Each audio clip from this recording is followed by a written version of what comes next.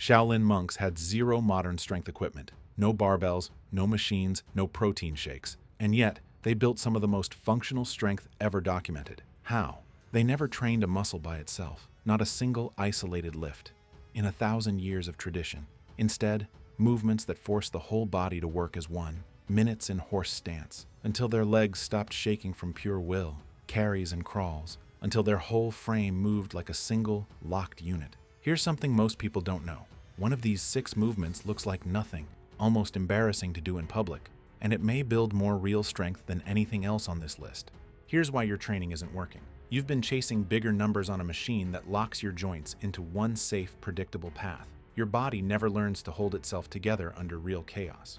So the second life gets messy, a slip on ice, a heavy box at a weird angle, a long day on your feet. Something gives. You learned strength from a stack of plates and a mirror, and nobody ever corrected that. Why do you still gas out doing things that don't even look hard? Why does your body feel strong in the gym and fragile everywhere else? Number 1. The horse stance. It looks like nothing, just a wide squat, held still. Try it for 60 seconds, and your legs will tell you a different story. Here's the mechanism. When a muscle contracts and holds without moving, it's called an isometric hold, and it forces your quads, glutes, and inner thighs to fire continuously instead of in short bursts. In plain terms, your muscles can't rest between reps because there are no reps. Skip this kind of training, and your legs get strong for a few seconds at a time, but weak the moment you need to hold a position, carrying a kid upstairs, bracing on a bus, catching yourself from a fall. The fix: drop into a wide stance, thighs parallel to the floor, back straight, and hold for 30 seconds, building toward 2 full minutes.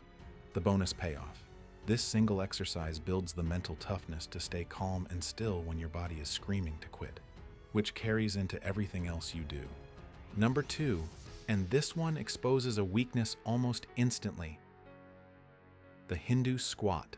Most people think a squat is just a squat. It's not. This version flows. Arms swinging forward as you drop, weight rolling onto the toes, then exploding back up with the arms swinging behind. No pause at the bottom, no pause at the top. Here's the real difference. Traditional squat training builds strength one grinding rep at a time. This builds strength through rhythm and momentum, training your quads, glutes, and calves to work as one coordinated system instead of firing separately. Skip this, and you get strength that looks impressive under a barbell and disappears the moment you need continuous, repeated effort. Climbing stairs for 10 flights, chasing a bus, playing with your kids for an hour straight. The fix: 3 sets of 20, flowing without stopping, building toward 50. The bonus: this is the same movement old-school wrestlers used to survive matches that lasted far longer than any modern round. This next one is different. Most people think upper body strength means a bigger chest and bigger arms.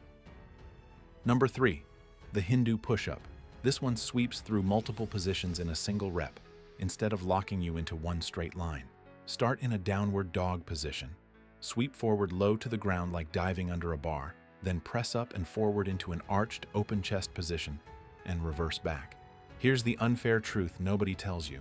Most people have shoulders that are either strong or mobile, almost never both. And that imbalance is exactly why shoulders are one of the most commonly injured joints in the body. This movement forces strength and mobility to develop together. Skip it, and you keep building shoulders that are strong in a straight line and vulnerable in every other direction. The fix: 3 sets of 8 to 10, moving like one continuous wave, building toward 20. The bonus: you walk away with shoulder health most lifters never get from years of bench pressing. This might be the most overlooked exercise in this entire video. Number 4, the bear crawl. Hands and feet on the ground, knees hovering an inch off the floor, moving the opposite hand and foot together. It looks almost childish, until you try it for real. Sports scientists commonly point to this kind of cross-body, contralateral movement as one of the best tools for training the brain and body to coordinate as a single unit instead of a pile of separate muscles. Here's what that means for you. You can have plenty of strong individual muscles and still move like garbage under fatigue, because strength without coordination falls apart exactly when you need it most, like the last rep of a heavy set or the last mile of a hike. The fix: 20 seconds forward, 20 seconds backward, 3 to 4 sets, building toward a full minute each direction. The bonus: This quietly bulletproofs your shoulders and wrists in positions they almost never encounter anywhere else. Now it gets serious. Number 5, the bear hug carry. Grab something heavy and awkwardly shaped, a sandbag, a rock, even a loaded backpack, and wrap both arms around it, locking it against your chest. Walk. Here's why this beats a barbell for real-world strength. A barbell moves in one predictable line. An awkward, unstable load shifts constantly, forcing your forearms, upper back, and core to brace against movement in every direction at once. The exact same demand as carrying groceries that shift, holding a squirming kid, or wrestling a couch with no handles. Skip this kind of training, and your body never learns to protect your spine under an unpredictable load. And that's exactly how backs get thrown out doing something that wasn't even that heavy. The fix: 30-second walks to start, chest up, torso upright, building toward a full minute, 3 to 4 sets. The bonus: grip strength that carries into literally everything you touch. And here's the one that changes everything. The one traditional Shaolin training built its whole reputation on. Number 6, the iron bridge. You kneel or stand, then arch your spine backward into a controlled bridge, loading the muscles along your entire spine instead of just your abs. This is not a stretch. It's a strength hold for the muscles that keep your posture upright every single hour of every single day. For generations, traditional Shaolin training has used bridging work like this to build a spine that stays strong and mobile late into life, while most modern training ignores the back of the body almost entirely. Here's the unfair truth: your spine was built to bend both ways.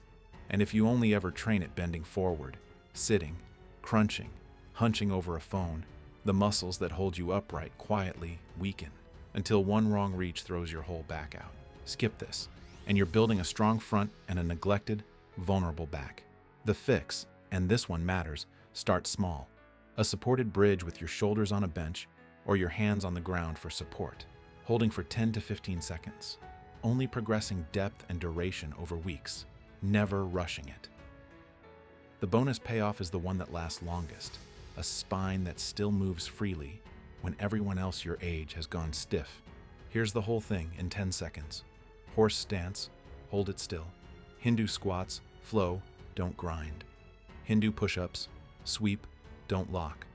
Bear crawl, opposite hand, opposite foot. Bear hug carry, brace against chaos. Iron bridge, load the spine that never gets trained. 3 sessions a week, 25 to 30 minutes. All 6 in that order. 2 weeks in, the stiffness starts loosening on its own. 4 weeks in, things that used to wreck you start feeling manageable. 8 weeks in, your body holds together exactly when it matters.